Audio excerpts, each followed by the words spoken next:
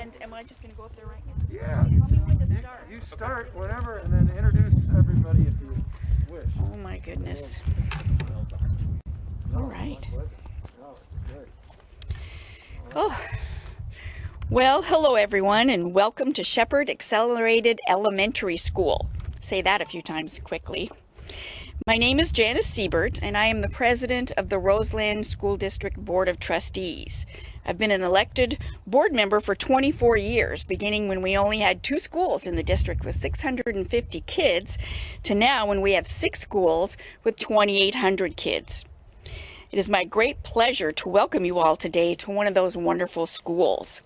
Welcome to Assemblyman Mark Levine, Mayor Chris Rogers, Sonoma County Superintendent of Schools Dr. Harrington, our special friend Senator Mike McGuire, and members of the press. I'd especially like to welcome Governor Gavin Newsom and his team today. We're so honored. What a pleasure it is to be able to show you the dedication and heart here in Roseland. We are so proud of the accomplishments of our students and of the dedicated support their families give to their educational success. Our wonderful and talented staff have worked so hard during this challenging year to guide and teach them through distance learning, striving to maintain that connection that is so important to student success. It is a huge joy to see our teachers, staff, and students finally reunited in person this week. We have joyful noise here once again. I would also like to acknowledge our acting superintendent, Lori Biggers, and Shepherd principal, Jenny Young, as well as our community partners, those people who have supported and encouraged our students with enrichment and growth opportunities, tutoring, mentorships, scholarships, and more. We are very grateful to be here together today to celebrate this milestone for Shepherd Elementary and Roseland District, and to share this moment with our visitors today. Welcome, everybody.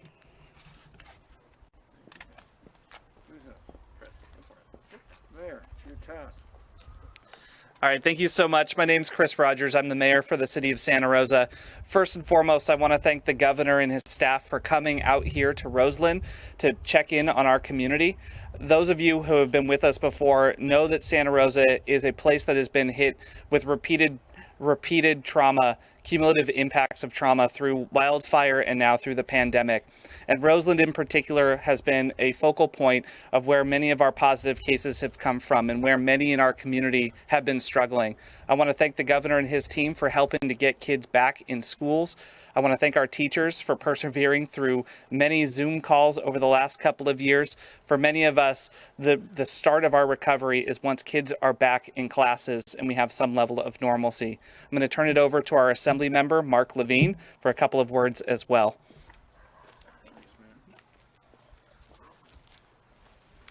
Thank you very much, Mayor Rogers. Thank you to the principal here at Shepherd Elementary, their superintendent here for the school district. Thank you to Governor Newsom for your leadership, for really putting a stake in the ground, saying we need to have students in the classroom this year. You think about society and the health of society, and you think about 2 things, particularly as a parent. I've got a 6th grader and an 8th grader. You want your children to be healthy, and this has been a year where you've really cherished health, and you want your children to get a great education.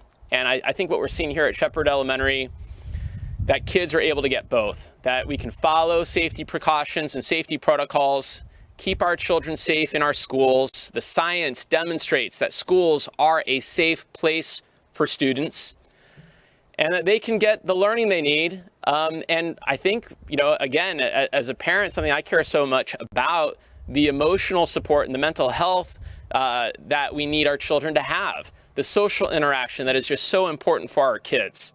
And between my colleagues in the legislature, and again, I've got so much gratitude for Governor Newsom highlighting this issue, that we are not going to end this school year without getting our kids in school, that we're seeing this. We're day 2 at this school of kids coming back into the classroom, probably the most important thing that we've done for the 6 million children in the state of California. And this has been a great week for the work of the governor and the legislature. The governor has been crisscrossing the state, where yesterday he signed legislation on a wildfire package. And this is something that could have been signed today here too, because this community knows so much the dangers of the climate emergency that we are all facing. And so again, a lot of gratitude to the governor, highlighting important issues to Santa Rosa and Sonoma County. Thank you, Governor Newsom. Thank you. Thank you. I'll sneak up there. I appreciate it. Thank you, Assembly Member, and thank you, Mr. Mayor, and Doctor. Thank you, and Janice, for the privilege and the opportunity to be here today.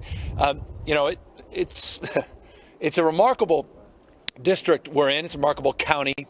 It's a remarkable school.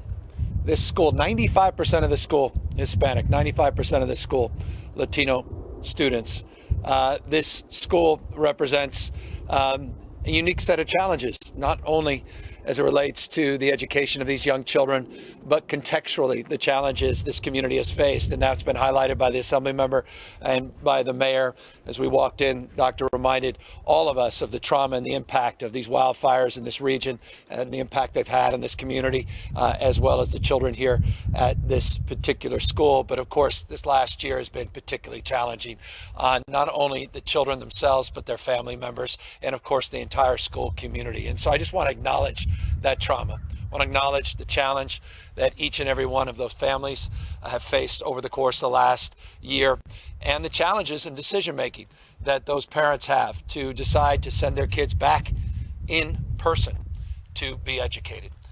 We value in-person education. I think universally we value in-person education, but one has to acknowledge the anxiety that many of the parents are feeling, many of the children are feeling, many of our leaders in school communities are feeling about preparing for in-person instruction, particularly as we deal with mutations of this virus, as we deal with many different variants that have taken shape all across the United States, not least of which here in the state of California, and as we continue to battle this deadly disease in this pandemic.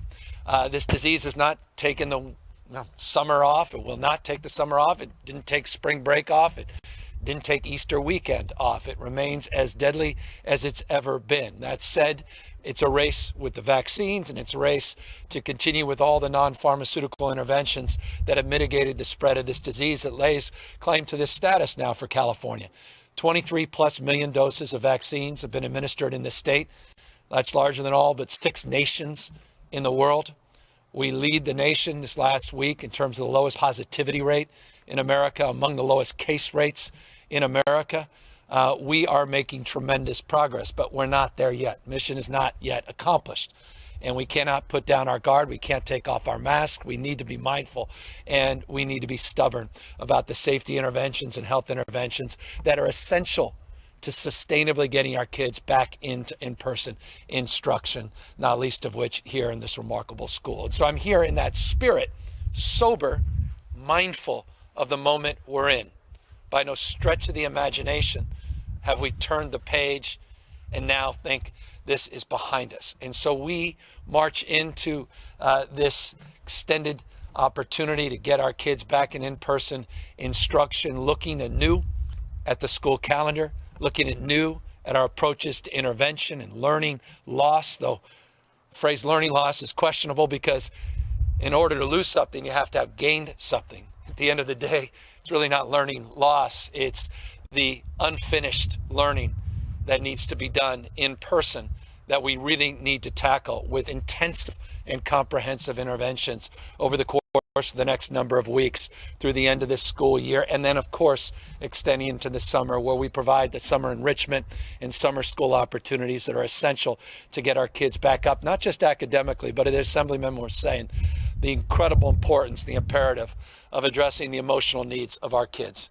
So much of school is not just hard academic education. It's about socializing. It's about connecting in an emotional way to others. It's about the relationships that are being formed. So we talk about social emotional learning. That's foundational, and that's a principle in terms of our efforts to get our kids back into in-person instruction. There's simply no substitute for that enrichment that comes from being in school, being with trusted friends, as well as extraordinary leaders, particularly our teachers, but also all our classified employees.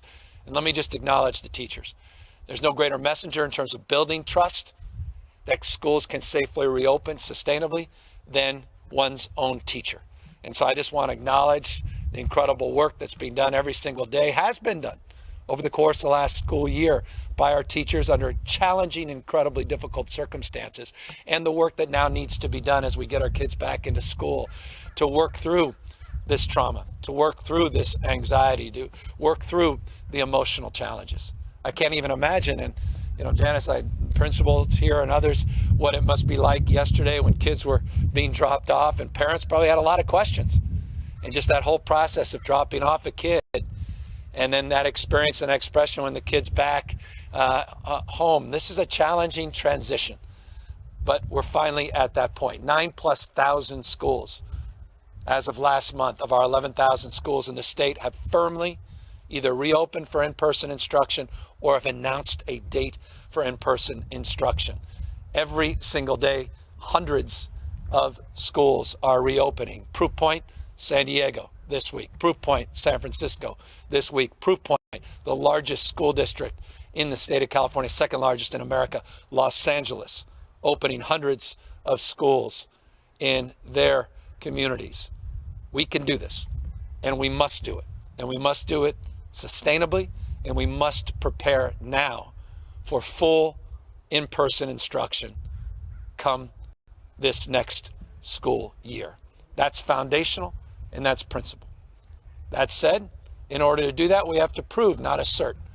Prove that we can safely do this, prove that we can continue the progress we made after we prioritized our teachers and classified employees to get vaccinated, that we finished that job, to prove, not just assert, that we can test our kids. That's why we provided 3 million antigen tests. That's why we partnered with our own state lab. No state in America doing more on the testing front than the state of California, with our own state lab, Valencia Labs, in partnership with our school system. We have teams of folks, strike teams, that are safety teams, that develop strategies and interventions and supports, technical and otherwise, both from the state and the county, as well as the local levels. Partnerships on issues related to outbreaks, new data requirements, more transparency, a new Safe Schools Hub.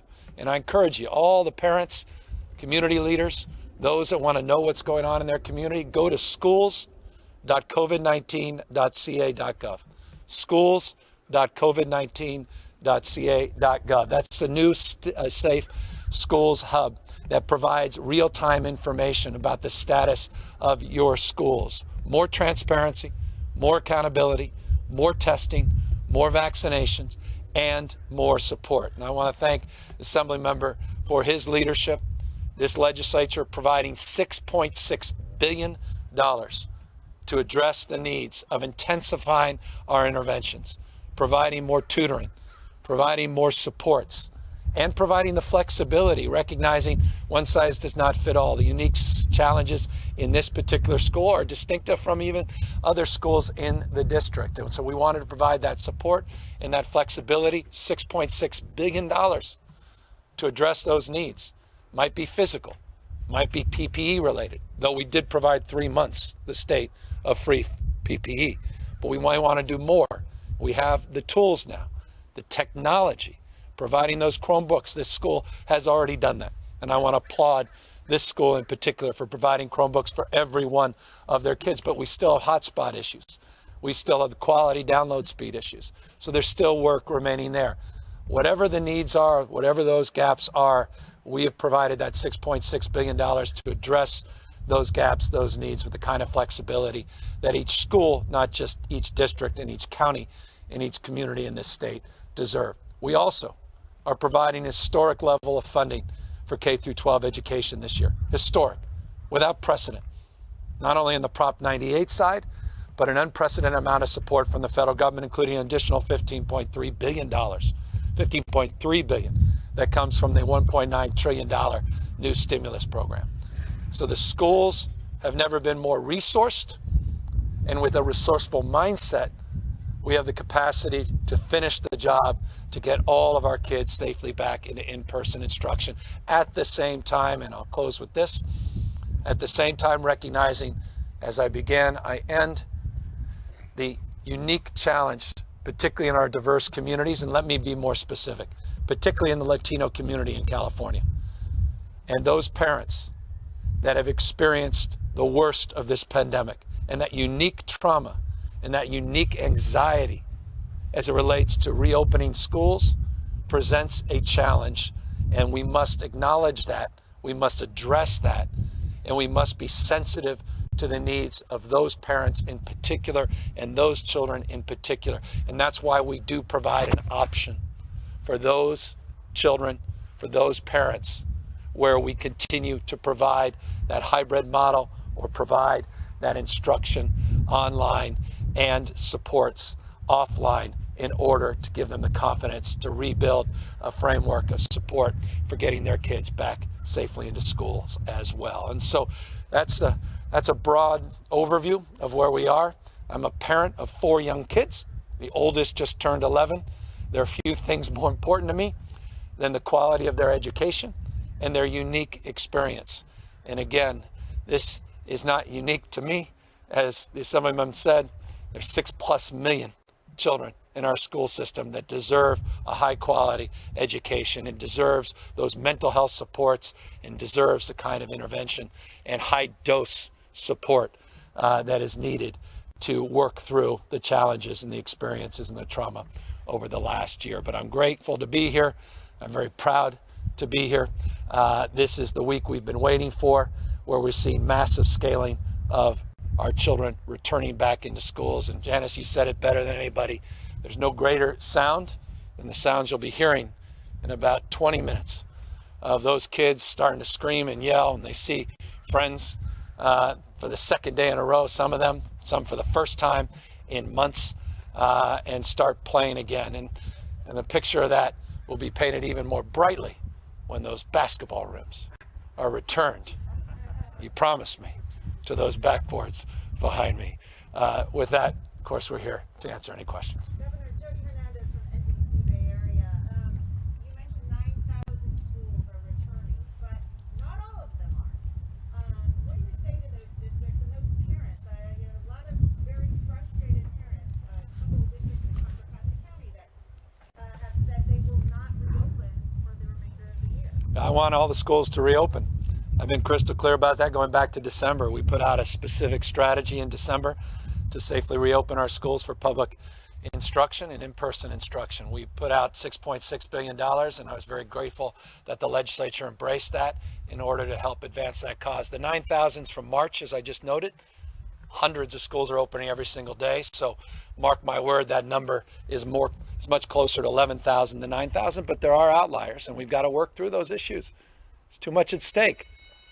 And so the bell has rung on those that want to hold back that progress. And I want to challenge those districts, but I also want to support them. Look, I'm mindful of the stresses that they're under. That's why we put up the money. That's why we created this schools hub. That's why we put up more testing. That's why we're doing the vaccination. I prioritize those teachers. Got a lot of grief when we did that. 10% of all those first dose vaccinations went to classified employees, went to childcare. Because again, our teachers, a lot of them can't go back to school because of their own child care needs. We prioritize those child care workers as well. We put up $1 billion+ to support child care in the last 12 months. Another $400 million we're putting out in our May revise to help support our child care workers as well. It's all connected. So again, I'm not here to do any, I guess what I'm saying is I don't have a closed fist on this. I have an open hand, but I hope they have an open heart, because the consequences of delay are profound, particularly for our diverse communities. And if they need more, let me know what more you need. This is real money we're putting up. Money's not an object now. It's an excuse. Again, I said resources and a resourceful mindset. That resourceful mindset is needed at this moment. It's alive and well here at this school. You walk around, you see that resourcefulness. Folks that are committed, not interested in getting their kids safely back in in-person instruction, and made it clear to me they're looking forward to seeing them back 5 days a week fully in just a few months. That commitment is real, and that's why I'm here today to celebrate that commitment.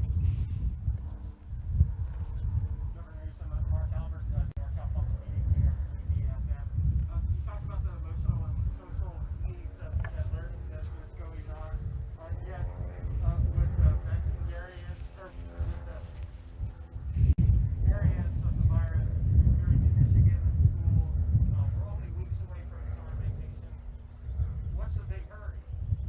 Well, what's a big hurry? Every single day, our kids are set back. They're not moving forward. It's a big hurry as a child deserves. Once, look, these child's minds, their resiliency is extraordinary, but their minds are precious. What's the hurry? It's about our future. It's about your future. It's about our country's future, not just our state's future. The hurry is we can do this safely. We know that. We know that. Some of them said it well. The data, the science, if you're into data and science, forgive me if you're not. If you're an ideologue, I understand that. You're not open argument. You're not interested in evidence. Evidence is overwhelming. We could safely do this with the right interventions, with the right modifications. And that's why we provided real support, put out guidelines. Been there for months and months making the case anew. We've looked at the data all across the rest of the world and in districts large and small across this country. We can do this. I understand the hesitancy. I understand the stress. I understand the anxiety. But that does not compare to the stress and anxiety we'll have when we look back and dream of regretting that we could have, would have, should have prioritized our children at a critical moment in their young lives. There's still plenty of school year left. And I made this crystal clear, and I want to make it crystal clear to you, if I may, and to everyone that you may share it with. You may choose otherwise. The reason we put up $6.6 million, reimagine the school year. We're not, I mean, we're in a farming community, which I know well, but we no longer need to be tied to an agrarian calendar. Use this money to extend learning opportunities, extend the school day, extend the school year. Who says you have to end on June 1st or June 15th? Who says that? We're not saying that. We're saying the opposite. Reimagine it for the kids, for your children, for our future. We'll be there to back you up with historic investments. It's not just the $6.6 billion. It's all that federal dollar, all those federal dollars that are coming. You'll see in my May revise in just a few weeks the amount of money we're putting to K through 14, not just K through 12 education. It means unprecedented, truly unprecedented. We have the money to do it, but do we have the mindset and the commitment and resolve? And that's what I want to offer, that flexibility. Not mandating that, but the flexibility to give those choices. And so we have more voice for local schools and teachers and communities to advance the cause of educating our kids. Thanks. Oh, sorry. Oh, yeah. Forgive me. Governor, just to clarify, you support that in the new school year in fall, the schools who want to shift it to a virtual option for the parents, they can do it? Because we have heard some parents who say that they were forced to go in person when they didn't want. Yeah. So do you support the hybrid model for the new school year? Well, look, I always believe in meeting people where they are, and I think that's one of the biggest challenges we have in education broadly. Forgive me. One size does not fit all. And so customized learning experience, personalizing it, to me is foundational.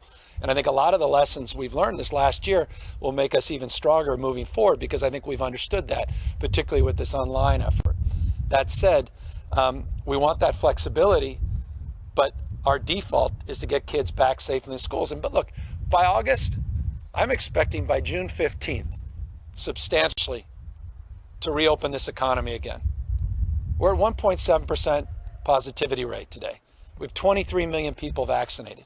There'll be over 30 million people vaccinated just in a number of weeks. We'll be at 40 million by the middle of next month, the end of next month. By August, everybody who wanted a vaccine will have had a chance to have a vaccine, and we'll have many different choices of which vaccine.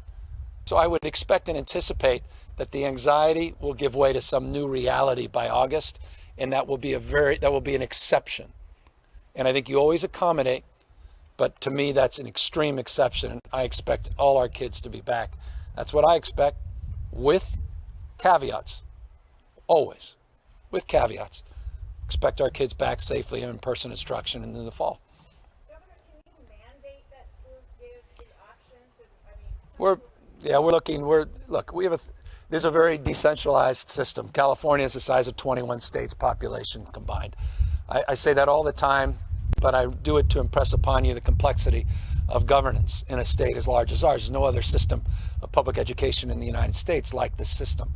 As a consequence, you have independently elected school boards, county, local. You have a lot of voice, and you have a lot of flexibility. It's designed into the system. And so mandates are often not looked upon as favorably as you would like to think. That said, we anticipate and expect our kids back safely in in-person instruction this fall, and you'll be hearing more about that in the upcoming weeks and months, and we'll be working with Assemblymember and his colleagues to advance that cause in more formal ways, but with the spirit that defines our system of governance well intact. Excuse me. Yeah, thank you. Yeah, forgive me. Just wanted to ask, because we're probably going to start talking a little bit about next year. And part of that is in locally as well, junior colleges and community colleges. Santa Rosa Junior College came out last week with a plan to stay largely remote. I talked to the president, he mentioned a lot of uncertainty about that timeline that we've been referencing here. I'm just curious. Yeah. What you would say to folks to plan a little bit further. Well, look, I love the question. I'm processing as he answers. I understand the uncertainty because we've been in this mindset for a year. But maybe I see a different future than some are seeing. I see a much brighter future, and I see it happening sooner than people expect.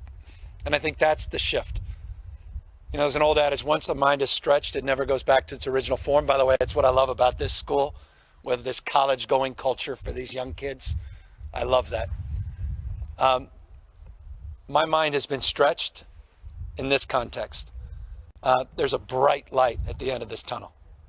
We're seeing it with the vaccine rates. We're seeing it with the positivity rates. We're seeing it across this country. Variants aside, we have 1,097 UK variants. It's not Michigan. We're not Florida. I admit and acknowledge it's a race against the variants. In fact, the UK variant aside, the biggest variant for us is the West Coast variant. There are two. There's over 12,500 that we've sequenced.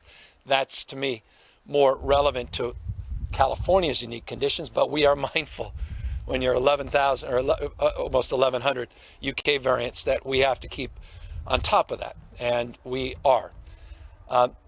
So one thing I know about this pandemic is, and I've said this 100 times, I'll repeat it probably until I say it 1,000. One word to describe the last year is humility. And the J&J announcement yesterday is a perfect example of that. When you're moving with expectation and then new challenge, new roadblock presents itself. So we're always mindful of that. But I really believe that in a few months, not only we're going to reach that June 15th deadline, where you're going to be back to some semblance of normalcy, but by this fall, once again, that bell will have rung, and I expect people enthusiastically will be making their way into community colleges, our CSUs and UCs and private universities, as well as our K through 12 system. Governor met with KGO TV, different topic, but just from here, the town of Windsor is going through some turmoil. The mayor, Dominic Foley, accused of sexual assault. Do you think this is a sign? Literally know nothing about it, and I don't say that lightly. First I've heard of it. Maybe I'll ask Santa Rosa Mayor more about it on the way out. Forgive me. Yeah. Yeah. The topic of the state's water crisis, what steps and actions is your office taking, and do you plan to declare an emergency? Well, we'll declare an emergency if it's necessary. We've made significant adjustments, and we made a number of announcements over the course of the last number of weeks. Yesterday, last week included, yesterday in Butte County, Fresno County, the week prior, about some of the organizing that we've been doing for a number of months in anticipation of drought conditions.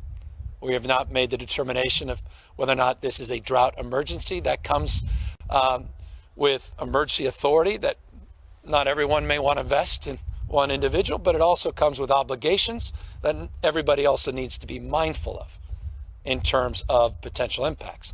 So we're assessing all of that, but unquestionably, second year drought conditions. I have leading our charge, the person that led the efforts for the previous administration, the Brown administration. We've already drafted executive orders. We've already organized an internal strike team. We've already notified hundreds of water users, going back weeks, the Department of Water Resources, about pending conditions. That was codified in the annual survey, the snowpack survey, 59% on April 1st. And we are in real time working with the Biden administration, and I want to reinforce why that's important. We've never had a relationship, at least I have not had the privilege of this relationship over the last 2 years with the federal government that we do today, to look at flexibilities, because the federal government plays a huge and outsized role in terms of water policy and water allocation, also pending litigation. And so we're also working in real time through some of those issues, including conversation directly with the Interior Secretary 2 days ago. So in the days and weeks, we'll be making additional announcements, very mindful of the growing anxiety around water. Thank you all. Appreciate it. Thank you, guys. Thank you, Governor. You're gonna seize that. More mandates. Governor, I'm excited. I become eligible tomorrow.